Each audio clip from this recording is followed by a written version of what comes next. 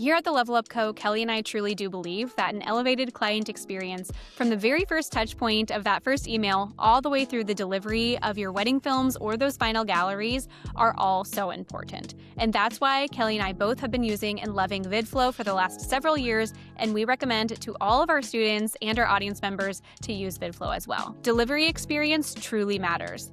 The way your clients view their films for the very first time should be a magical moment. It needs to be a professional and branded experience, instead of basic file sharing like Dropbox or Google Drive, or even Vimeo or YouTube links. Through VidFlow, clients can stream their videos through smart TVs, streaming devices, and setup boxes. Apple TV, Roku, Amazon Fire, you name it. There are so many options for clients to watch and experience their films for the very first time on the big screen at home. And VidFlow is now offering photo delivery as well. They now support photo delivery with their new hybrid galleries, which is a major benefit for hybrid shooters and combined photo and video teams. You can now deliver your beautiful photo galleries alongside your video galleries in one place. Level up your delivery experience for 2026 and beyond with VidFlow. You can get started today by going to vidflow.co/thelevelupco. This is the Level Up Podcast. I'm Taylor Petrinovich. And I'm Kelly Gilster of 618 Studios. And we are on a mission to help wedding filmmakers and photographers level up their businesses so you can make more and work less. We want to help you confidently take your business from mainstream to luxury, and it all starts right here.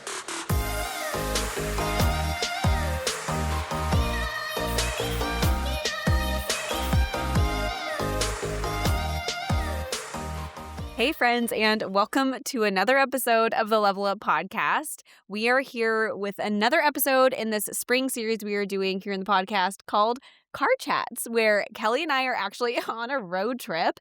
And fun fact, this is our 9th time being in person together ever, and we've been in business together for 3 years. So it is a rare occasion, if I'm being totally honest. So we thought it would be a really fun opportunity to make the most of this road trip that we're on. We're currently en route from Santa Barbara to Orange County. We wanted to record some episodes. So if you're joining us for the first time, hello, welcome.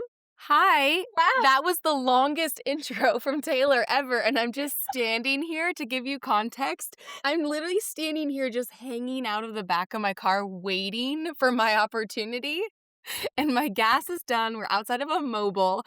I'll be right back. I'm laughing so hard. You guys, we're a little unhinged. Last week on the podcast, we debriefed Engage. That's where we are right now, just for context. Engage Santa Barbara. At the time of recording, it is December of 2025, but you're not listening to this until like March or April of 2026, so it's been a minute, but that's for context, like where we are. I am so sorry, Kelly. It's fine. We're back in business. I have tears in my eyes. I was laughing so hard. She was hanging out of the car. Just waiting for my time. Oh my goodness. Okay. So, further context. We're running on just a few hours of sleep. So, sometimes you can get a little silly. But, okay, so we have some fun episodes planned. And the point of this series, as if you've been listening to it, like every week, you're going to already know, but we love doing formal episodes where we bring like planned out education, but we also think from time to time it's really fun to like honestly like be a little bit more candid. Yeah. And we did our what's the series we did last year, Taylor, where it was like just Sip and tell. the sip and tell, getting to know us. And I will say, because Taylor loves more planned structure, and I'm always like, Taylor, I think people, they want to know what's going on. And we actually were at Engage a while back with Erica Streelman, and she was like, I love listening to you guys, and I love hearing what's going on in your lives, and I just think it's so fun. What's going on with my mic, Taylor? I can see it like touching the fabric. Uh-oh. So hold on, guys. We're getting on the freeway while we're doing this, and she's repinning my mic. There we go. Okay. And so I was like, see, Taylor, people do like to hear what's going on in our lives. And she's like, okay, you're right. So for me, it's like a mindset shift. Like I see like the Level Up podcast as being like education, but maybe like it's edutainment a little bit. Yeah, I see that. And I forget that like we're the brand. That sounds like really weird to say out loud. So I don't know. I guess like when I'm listening to podcasts, I'd also enjoy feeling like I'm just hanging out with a friend.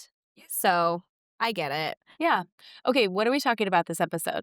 Okay, so this episode, I've been wanting to do this for a while. I want to talk about like luxury experiences that we have, encountered or indulged in our own personal lives and how we are applying what we've learned from outside of the wedding industry in the luxury world to our businesses. I had this idea because my family and I went to Orlando last summer and we went to Disney World.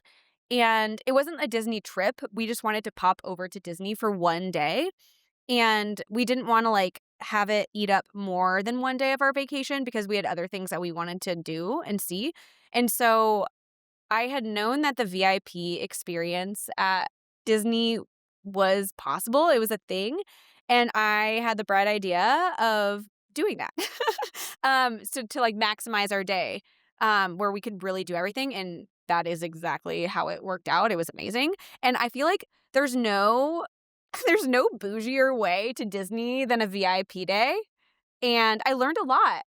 Okay, I can't wait to hear about this, but I will say, for some context, Taylor she's not, I wouldn't call you frugal. I don't like that word for you, but you're not a bougie by nature person. And you're, I think, a little bit more of just like a realist on like your spending. Yeah. Like you're just very like, I don't know, matter of fact with like your with your stuff. Like I feel like you're like, why would I spend this much money on a sandwich? Why would I go to like a specialty place to get this like special sandwich? Like a sandwich is a sandwich. Yeah. And same thing with like hotels for you too. Oh, yeah. No, I am completely content in embassy suites with my family. So I have 3 kids, and so we have outgrown normal like hotel rooms. I do need a suite just for like our comfort, but it doesn't need to be like a luxury property. And it is interesting, like being like a quote unquote luxury like service provider in the industry. Like I have experienced a lot of those things, like so many of us have. And so it's kind of actually nice to know that like it's available to me. This is what it's like, but it's not something I have to infuse into like my daily life. Yeah. I also am not drawn to like any luxury brands. Like I don't own a single like luxury handbag or shoes. Like actually, like I just bought these On Clouds and they're like whatever, $200, and I was like, that's so expensive for sneakers. Yeah, that's a lot for sneakers. It's insane. You and Paul are twins. He has the same shoes. I know. Actually, I am Paul. You so are. It's great. Yeah.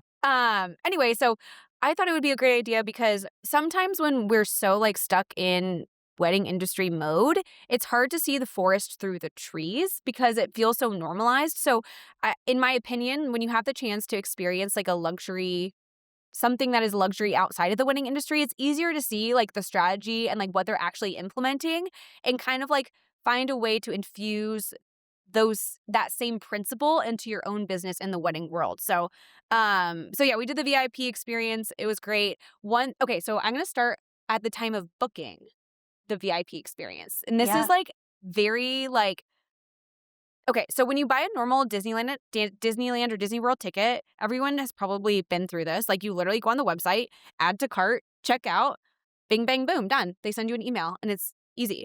That's not how the VIP experience works. Okay. It's actually like not super easy to find it on the website. It is there, but like you have to kind of dig. But it feels like a more like if you know, you know. So there's like a level of exclusivity even with like discovering the offering. Yeah. And then you have to call them. Oh. So okay, so you have to dig a little bit deeper, or it's not right in your face. It's not right in your face, and there's no like online form to submit. At least like at the time of booking this for me, this is the case. I mean, they could change it at any time. But so I had to call a number. Somebody answered, and they were like my little concierge. Cool. To like book it through. Cool. Yeah, so we talked about like availability for the different days of my trip, what the hours would look like. And she was like really knowledgeable and helped guide me. So the way like the VIP Disney experience works is, at least at Disney World, is they charge you hourly, but it's a minimum of 7 hours. So you can choose the time that you start. Like you could start right when the park opens, or you can start at 1 p.m. or whatever. And so actually, like, I leaned on her experience and expertise to help me select, like, our time frame. Like, you guys, it's crazy expensive, so I did not wanna go over the 7-hour minimum. Yeah. Um, but I was able to talk through, like, okay, well, I noticed that there's, like, some roped off sections, like, for parades, like, what does that look like? And basically, she was able to, like, tell me, like, all the ins and outs of, like, what our goals were for the trip, and I just fully trusted her. So, to me, like, that definitely translates to, like, different levels of the market for the wedding industry. Like, there's no calendar link to, like, book a call on our websites anymore. It's all concierge level service, not phone call, but, like, it's through an email. Yeah. No automation, No automation. right? Yeah. Very, like, handholdy, and then also, like, I leaned on her as the expert and just, like, blindly trusted her, and a lot of the times, like, our couples are getting married for the first time, and they've never hired a videographer or a photographer, quite at this, like, caliber. Maybe they've hired, like, a family photographer or, like, done something like that, but, there's a lot of, like, wedding-specific things, and so, like, being able to, like, confidently take the lead in conversation and, like, advise based on your experience in that role, like, I enjoyed that, being on the receiving end. Yeah, that's great. And then you said that you leaned on her, did she and then she planned everything out for you. So I like how you said she asked about, like, your goals for the day and what you wanted that to maybe look like. And then I'm sure then, because you had a guide that then maybe put together, like, an itinerary for you? Kind of. So at the time of booking, she did ask, um, which parks we wanted to go to, like, what rides, blah, blah, blah, and I do think if, like, we were very specific on what we wanted to experience, like, she would have done that, but I just told her we literally wanna go in as many rides as possible. Yeah. Like, and so, yeah, anyway, so booking was easy, super, like, it was solidified, whatever. It was great. But then showing up at Disney World and, like, finding our guide and all that stuff was, like, very reminiscent of kind of, like, showing up on the wedding day and, like, entering that bridal suite when, like, everyone's getting ready and, like, Okay. greeting people for the first time. Yeah. So, there were, let's see, 5, 6, 7, 7 people in our party. It was my family of 5 and then my husband's parents. Cool. And she knew all of us by name already. Great tip, hot tip. Loved it. And she was so friendly. She was so amazing with the kids.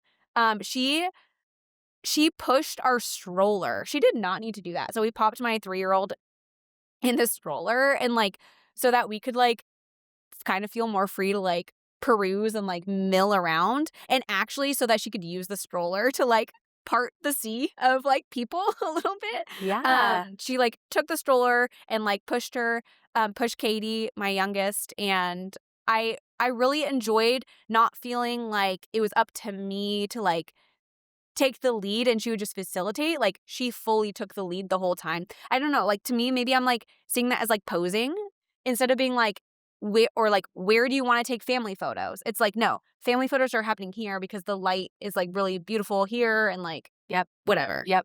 Yeah. Also, I liked what you said, where you said she pushed our stroller around and she did not have to do that. The way that that translates for me, if we're going back to, like, even just things throughout the wedding day. So you show up, the bridal suite, it's messy. I can't tell you how many, like, beds I've made because someone had used that bed the night before and they just, maybe someone in the lower levels of the market, like, I feel like now, I feel like you can go a little faster. We're in the fast lane and people are passing us. great, great, great. I'm really deep in thought right now, so that's probably why. It's a little bit hard recording a podcast and driving at the same time. So, that would be like, so in levels of the market, I did this so much more, where it was like we made the bed, like because we were, like, utilizing every inch of that space, like having a messy bed, like, in the background, or the potential of a messy bed to, like, get in a shot, especially for, like, a candid moment or something like that. And I can't tell you how many times I've had parents of the client or the client themselves say, "You don't need to do that." And I'm like, "It's fine." Like, or I'm happy to, like, Yeah. you know, It's gonna make all of our experience better if I do, yeah. so let's do it. Yeah. Right. And cleaning up nightstands or, whatever it may be. Like, there is literally nothing that I would not do like for my clients in a sense of like a service to them. Yeah. Like even that's outside of my like roles and responsibilities. Wow, we came to a hard stop here.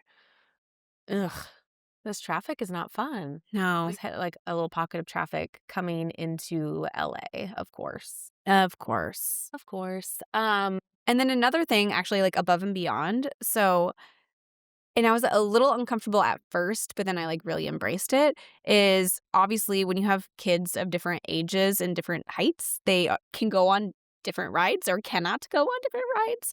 And so there were plenty of times when like all of us except my youngest wanted to go on something. And so she would like take Katie and like go ride the Dumbo ride with Katie while we ride Tiana's Bayou Adventure or like whatever. And so she does not have to sit there with a 3-year-old on a ride. Like that is not her job, but she was happy to do it. Yeah. And instead of even like above and beyond, like she could have, I guess, like waited with Katie in the stroller, like off to the side of the ride and like it would be boring time. But she like made it fun for Katie and like wanted like all of her guests to have a positive and like fun experience. Right. Yeah. So sweet. Do you know how long she's been like a VIP, like in this role position? If we were recording this like closer to the time, I could have probably told you. I want to say she's been doing it for like 8 years or Wow. So something. she has tons of experience. Tons of experience. And actually, so I had lots of questions for her. Like it's intriguing, like the whole VIP thing with Disney. We asked her like, how many tours do you guys do? And she's like, today on property, there are 64 VIP tours happening right now. I Wow. was like, oh, that's a lot. Yeah, that's a lot. And then she said, so she could speak English and Chinese. And so she was able to get the position a little bit more easily because they have a lot of VIP people who are like Chinese speaking only. And so like being like, is a dual like language? What word am I trying to think of? Bilingual. Wow. That 4 hours of sleep is like really starting to show off. So being bilingual is like really helpful for her to get the gig. And she said that most cast members who do VIP tours, like this is like the end of the road. Like everyone wants to like do this job. And so they'll be there until they retire. So a lot of VIP tour guides are like a little bit older. Yeah. She's not. She was like maybe 40 or something. But so sweet and so knowledgeable and just so enthusiastic and like truly a pleasure to be around. That's awesome. That really sets it apart. And I think one thing I'd be curious, how was her like conversation of like leading conversation or waiting for you to maybe like engage in conversation with her? Like if you didn't feel like no one in your party felt like chatting with her, was she trying to make conversation with you guys or was she just kind of like there as the professional and host and just kind of like waiting for you to engage with her? I would say a little bit of both. Like in the beginning when it was like more like introductions, like I think honestly she was asking a lot of like get to know you questions so that she would have context so that she could best serve us. And so like, have you ever been to Disney World? And we were like, well, yes, we went to Animal Kingdom a few years ago, but this is our first time in Magic Kingdom, like blah, blah, blah. So like she knew like, oh, these are newbies. And then like she asked if we had ever, she knew we were from California. So like we had been to Disneyland lots of times. So she was able to kind of like know like our experience and context and like maybe what to point out could be like different from Disneyland to Disney World. There are some differences. Yeah. But then there were like lulls, and no, she was not like trying to drum up conversation just to like fill the quiet. Yes, or like trying to be your friend. She was not trying to be our friend. I will say like we're a friendlier bunch. And so like we had lots of questions for her. Like we asked like, do you have any kids? Like, and she's actually pregnant. So like it was fun to like chat through that kind of stuff. But yeah, no, she didn't feel like the need to be the focal point of the day. Which is an important note to make as you climb in, the scale of hospitality and things like that. And I've even noticed it too when like getting my makeup done by like different levels of professionals on the training in which they've received on how to serve a client based on like body language and like how much they want to chat. I've even talked to like my girl that does my hair, which I'm also friendly and chatty with her, but I like kind of ask her how that goes. And she's like, yeah, like when I'm in hair school, like a big part of it too is literally like learning how to like read your client and like the etiquette of like conversation. That's one thing that I think that a lot of people don't understand is like some people that I've talked to don't quite get it that like even though they're insanely talented at what they do, like maybe the sticking point could be some of these like etiquette things. Yeah. Like I said it, I mean, she was a joy to be around. Like, and so like her level of knowledge in Disney is not like what made it positive. It was like she was a good hang. Like we've used that term a few times, and sometimes that's what it is. Yeah. All things equal, like the brand, the work, things like that. Like a lot of times it will be like the social part that allows you to grow a little faster or have access to different jobs, or what may be holding some people back. But I will say that I do think that like social etiquette is a skill that can be honed. Oh, for sure. Yeah. 100%. And we walk our mastermind students through like wedding day workflow etiquette. And we also touch on things like this if there's just maybe some blind spots in their etiquette in this specific way. Yeah. So many of you listening are incredible filmmakers, but if you're stuck in the cycle of always editing with no time to actually work on your business, it can really stunt your growth. Taylor and I see it all the time. A growing backlog, late nights behind the computer, and no space to focus on booking, marketing, or scaling. That's exactly why we're so excited to partner with Wanderlust. Wanderlust offers professional video editing services for filmmakers, including highlight films, feature films, documentary edits, ceremony and speech edits, elopements, and even social media teasers. And the best part is they match your style, so your films still feel like your artistry. Whether you edit in Final Cut, Premiere Pro, or DaVinci Resolve, they deliver a seamless outcome no matter which platform you use. Outsourcing your edits means more time working on your branding, making it to that networking event, and carving out time for education to actually grow your business instead of being buried in footage. Head over to wanderlust-videos.com to learn about their amazing services. And as a listener, you can get $100 off your first project with Wanderlust of $200 or more with the code LEVELUP100. If your backlog is keeping you from working on your business, Wanderlust is your solution. Yeah. Anyway, like I feel like we don't need to like make the I mean, I would love to debrief Disney World. I mean, there was so much to talk about, but we don't need to go into that for this episode. But there's a lot of other like luxury experiences that you can partake in that really like highlight maybe the differences between a luxury service and a non-luxury service. So we were just coming back from Engage. We stayed at Bacara, which is a Ritz property. And there's actually a few things that I think are interesting to note about like this stay versus staying at like a Hyatt. Well, actually, we stayed night one Oh, yes. at a different property. Yes. Which was not a 5-star resort. It was more of like a 3-star, like, hotel. Yeah. And so you can see some night and day differences of that. Like, for example, I tried to call to get room service. There was no room service. They were like, you have to come, you can order it through here, but you have to come down and pick it up. But I will say a 5-star like bonus as far as like, going above and beyond was like you went to go like down to go get the breakfast like after like 15 minutes when they said it'd be ready, and they were bringing it up to our room. Yeah.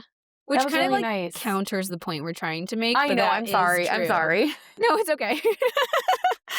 No, it's all good. I mean, that was really nice of them, but that was not his job. So that actually did make it like extra nice. So like at a 5-star resort, like a lot of times, like when housekeeping comes in, they'll like arrange all of your like little makeup brushes like on a clean washcloth, or they will wrap up your like charger cord with like a Velcro little like cord management system. I mean, even just like little things like the turn down service is great. Actually, I will say, so like the property we stayed at is pretty expansive and very, very hilly.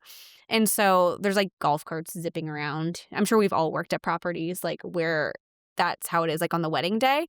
But it was really nice to be able to just pick up the phone, dial 0 and just be like, hi, I need a golf cart. And they're like, yes, absolutely. I'll be right there. Yeah. And there was one time where like there was kind of a specific time that we needed our room cleaned. Yes. And because we were like popping in and out, or like you knew that you wanted to take a nap during that afternoon, like part of that afternoon. And so you called and asked, could I have my room, cleaned at noon today? And they were like, you said like right on Yes. time. They're like, absolutely, yes. It's like always a yes. It's always a yes. Like they make it happen, even if it's not maybe like an expected or a norm. So I think that's like, I don't know, that's the takeaway is saying yes first and figuring out how to do it after the fact. Actually, I was having a great conversation at Engage with somebody in the industry. I'm trying to like be as vague as possible, but like get the story across. Somebody in the industry who early on in their career, they had some publicity, like where like maybe the business wasn't ready for this level, but due to like some publicity they had, it gave them an incredible inquiry from like a very, very, very high level planner who asked for something. And this service provider actually was not even close to being equipped to provide that. But they said yes and then figured it out, and that exploded their career. Wow.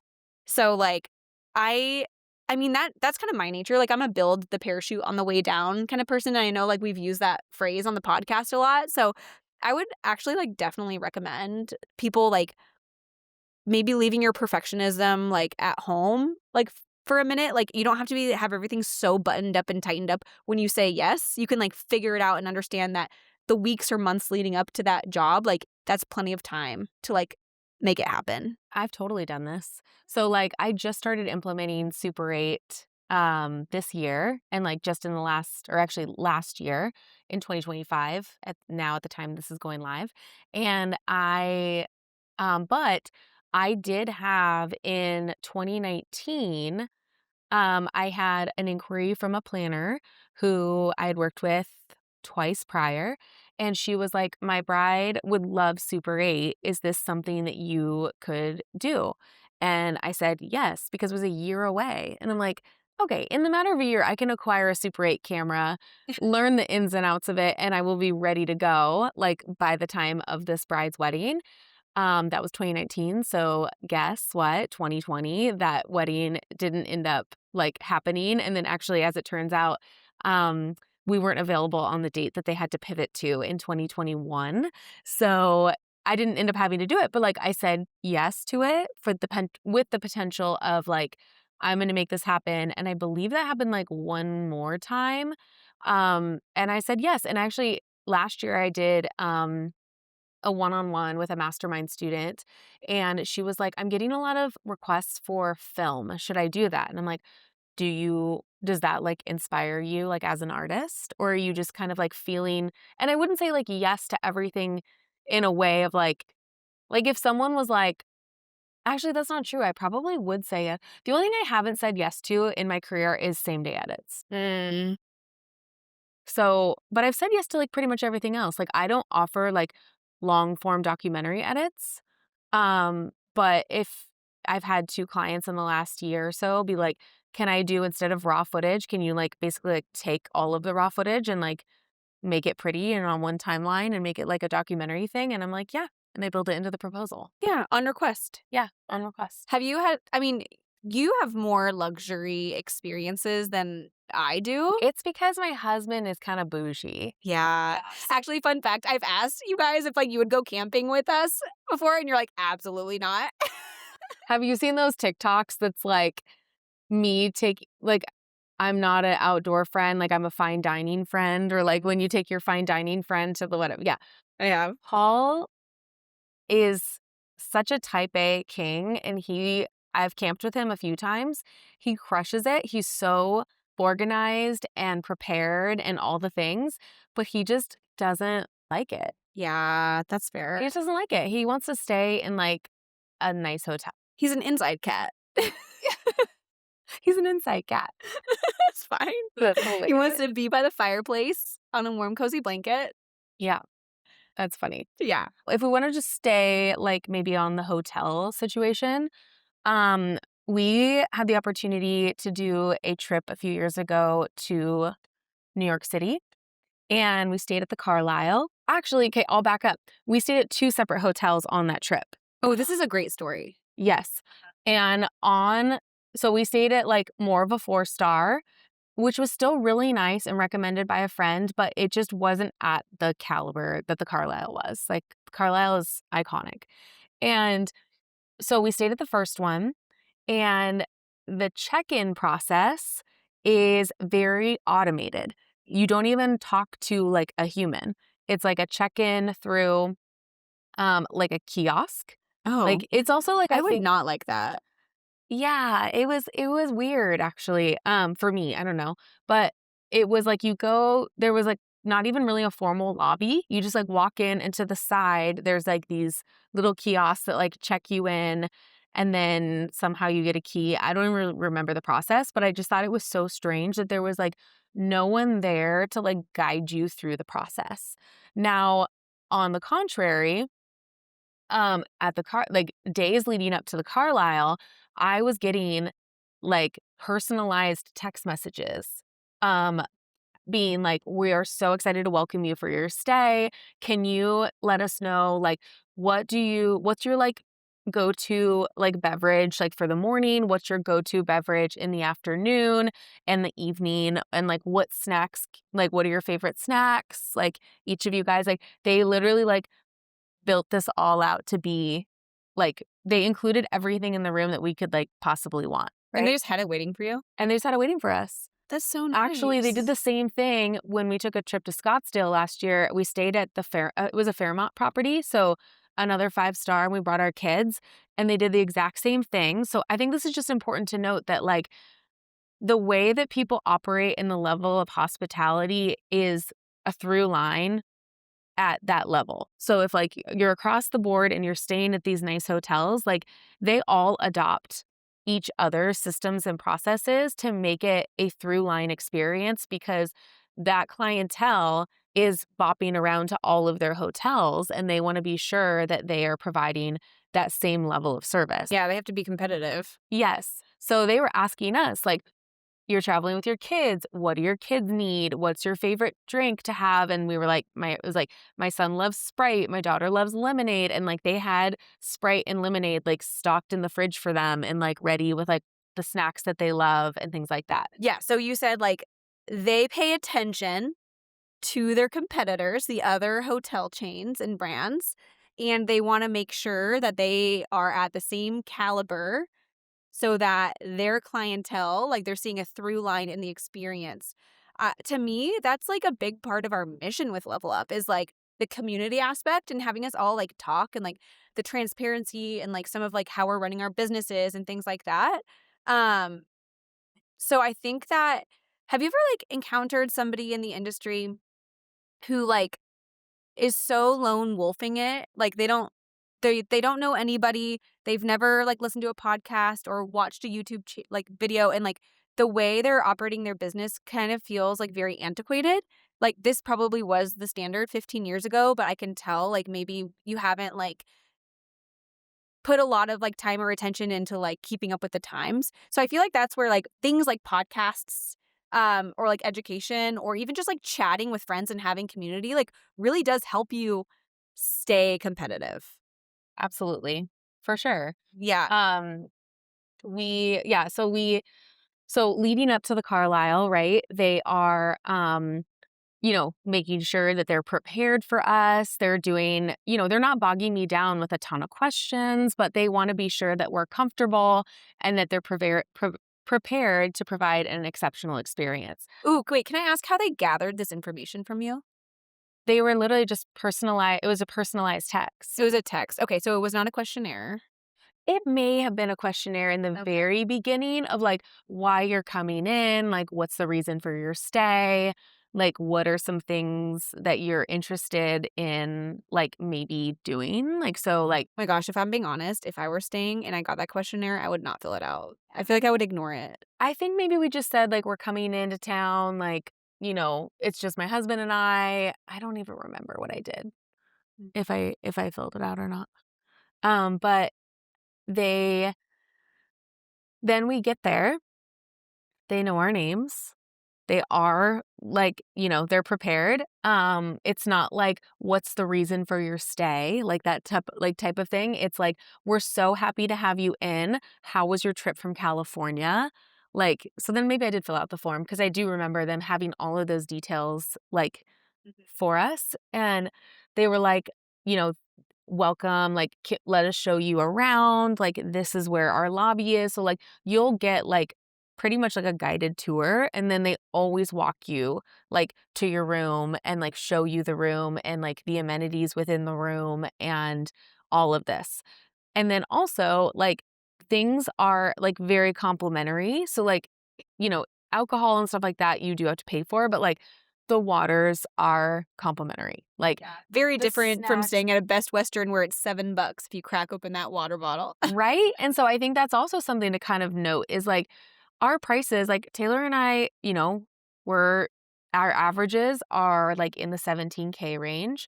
And people wonder, like, well, what's the difference? Because when they look at our collections, they're like, well, then what's the difference there? Like, I'm offering all the same things as you. Why is it that like my clients are not seeing the value, or what's the difference? And the difference is that like we're not nickel and diming our clients over things like mileage stuff, or we're not nickel and diming them over, even I kind of shared this a while back, a few bits back, or I don't remember if it was on the podcast or in our mastermind, but we had a planner that came to us and said, so and so's like the bride's grandma cannot attend. She's not well to travel. And they want to like see if they can live stream the ceremony. Live streaming isn't something that we offer, but I always want to provide a solution to them. And so I said I'd be happy to like send recommendations of a separate team that could facilitate the live stream. Otherwise, I'm happy to do a complimentary next day edit of the full ceremony so that she can see it as soon as possible. Like, I'll send it over first thing that next morning, so that, family can pass it along to grandma and she gets to experience the full ceremony. I didn't charge for that. Yeah. I had a different situation. I had a mother of the bride very recently who got in touch with me the Monday morning after the wedding and was like, we would love to see the ceremony as soon as possible. Thank you. And like they were getting a ceremony edit, but I didn't say anything like, oh, that's normally delivered like along with all of your other deliverables. Nothing. I literally just like put it together and sent it to her, and I was like, here you go. Yeah.